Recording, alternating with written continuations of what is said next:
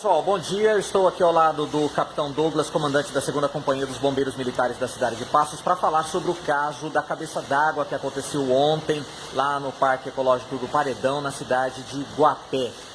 Muitas informações desencontradas, os bombeiros correram para o local, inclusive o helicóptero Arcanjo, que estava trazendo um órgão para a cidade de Passos, fez um pouso improvisado em Guaxupé e já foi para o local também prestar assistência. Agora já dá para ter uma informação mais apurada de tudo o que aconteceu ontem. Capitão, o que dá para passar para o ouvinte, para quem está assistindo a gente agora, desta situação? Realmente a ocorrência ontem, ela entrou devido ao desespero das pessoas que ligam, até como foi a ocorrência por ser uma tromba d'água, que é uma coisa que acontece repentinamente. As pessoas ligaram realmente, a princípio, 50 vítimas, 10 pessoas desaparecidas. Então o bombeiro mobilizou equipes não só de Piumhi, mas de Varginha, Boa Esperança. Então várias equipes do bombeiro foram mobilizadas. Porém, infelizmente, ao chegar ao local, foi verificado que a gravidade era menor. Então, ao encerrar a ocorrência na noite de ontem, foram recuperados, infelizmente, aí 3 vítimas que foram fatais. Não houve outras vítimas, não há relatos ainda de desaparecidos. Então, a ocorrência foi, a princípio, encerrada ontem à noite, com esses 3 óbitos confirmados. E não houve ainda pessoas desaparecidas ou pessoas que ficaram ilhadas por muito tempo, salvo ali aquele período próprio da tromba d'água. Teve até um momento, eu assisti na Band News, o coordenador estadual da Defesa Civil dando uma entrevista por telefone, que já estava em deslocamento para Guapé, dizendo que haviam 5 óbitos oficialmente. Depois esse número foi revisto e seriam todos da mesma família. Na verdade, as outras 2 pessoas então depois apareceram e, infelizmente, as 3 da mesma família, pai, mãe e filha, realmente confirmado, os bombeiros retiraram os corpos. Isso, exatamente. Então, como a gente falou, no princípio as informações, em geral, são desencontradas pelo desespero, pelo nervosismo da hora. Então, realmente, houve essa má informação, vamos dizer assim, de ter sido passado 5 vítimas fatais. Porém, após as buscas, a chegada ao local, foi verificado que apenas 3 pessoas, a mesma família, infelizmente, teriam sido levadas e vieram a óbito. Mesmo assim, os bombeiros ainda continuam lá no local. Isso, foi a determinação do nosso comando geral. Inclusive, uma equipe do nosso batalhão de emergências ambientais de Belo Horizonte estava em deslocamento, terminou esse deslocamento. Então, ontem à noite, permaneceram no local 12 bombeiros, mais essa equipe de Belo Horizonte, para poder coordenar hoje, mesmo sem a perspectiva de outras vítimas, sem relato de pessoas desaparecidas.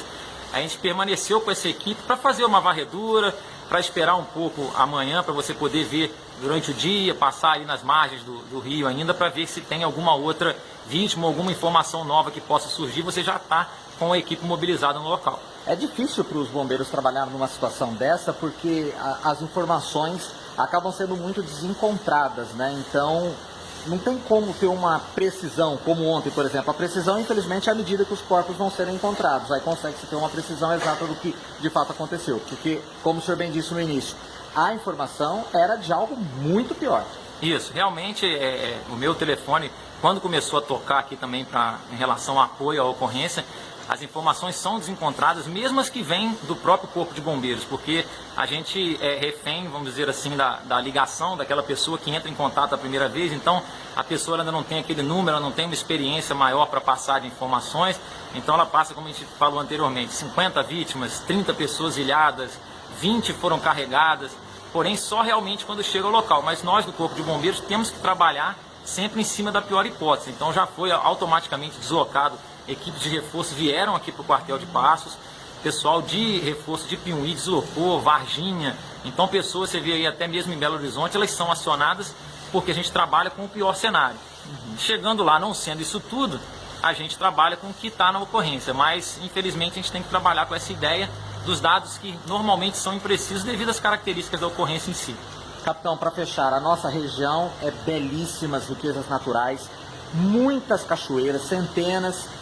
A cabeça d'água é corriqueira nessa época do ano. Já tivemos tragédias, como em 2007, se não me falha a memória, com 11 óbitos. Acho que foi na Cachoeira do Filó. O senhor não estava aqui na época, mas foi algo terrível que aconteceu. Qual que é a orientação dos bombeiros militares para quem vai curtir a região? Porque a região vale a pena ser visitada, mas tem que ter alguns cuidados. Isso, ninguém quer que acabe o turismo, né? Que a gente não aproveite a natureza. Porém, alguns cuidados são sempre recomendados pelo Corpo de Bombeiros. nesses casos de cachoeiras, locais de rio, a gente sempre pede que a pessoa conheça o local, busque informações sobre aquele local, profundidade. Muitas vezes a gente tem casos de afogamento de pessoas que estão caminhando e de repente aquela profundidade aumenta e a pessoa que não sabe nadar vem a se afogar. Os casos das trombas d'água também são comuns, principalmente nessa época de verão, aproximando as chuvas torrenciais no final da tarde. Então a gente ressalta sempre que você deve olhar a previsão do tempo. Então essa semana, por exemplo, é toda a previsão de chuva. Essa época, o final da tarde, ele é especialmente perigoso devido a comumente ter essas chuvas torrenciais. E muitas vezes ela acontece em locais que não é o que você está frequentando, como é o caso lá que ocorreu ontem em Guapé. Às vezes a chuva vem em um outro local, na cabeceira do rio, e você sem ver quando é surpreendido pela tromba d'água. Então uma das orientações sempre é essa, é conhecer o local, ver as características, não se aventurar caso você não saiba nadar, e mesmo quem sabe nadar, porque muitas vezes a gente tem pessoas que se afogam e são pessoas que sabem nadar. Então a gente peça sempre para ver os seus limites, para não acontecer da pessoa usar bebida alcoólica, ir nesses locais que não conhece. Depois do almoço, se você tiver feito refeições pesadas, caso você se depare também com alguma vítima, procure jogar alguma coisa que flutue para ela, não às vezes se arriscar, porque a gente também tem vários casos de pessoas, até da mesma família, que afoga na tentativa de salvar, ela se torna outra vítima.